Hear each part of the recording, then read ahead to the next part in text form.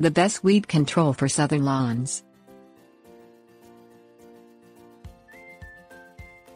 Weeds steal nutrients, water and sunlight from desirable grasses and plants.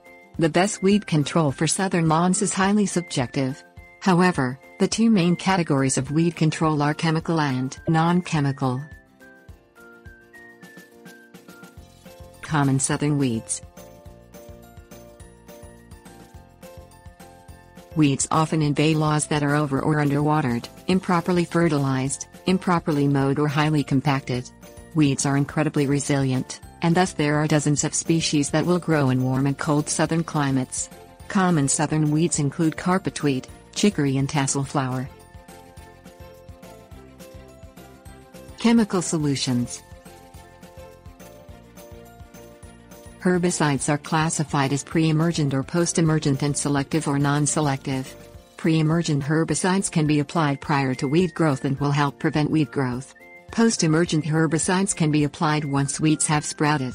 Perhaps the most important distinction, however, is between selective and non-selective herbicides. Selective herbicides are designed to kill the particular weed that is invading your lawn, whereas non-selective herbicides will kill everything they touch, including your healthy grass. Non-chemical solutions. The most effective non-chemical solution to controlling weeds is soil solarization. Soil solarization involves re-tilling your lawn, raking away roots and other sharp objects, laying down a clear construction-grade plastic and leaving the plastic for 4 to 6 weeks during the summer months. This will kill all weeds, including unsprouted weeds. If you are looking for a less comprehensive non-chemical solution, consider pulling the weeds by hand or with a garden hoe.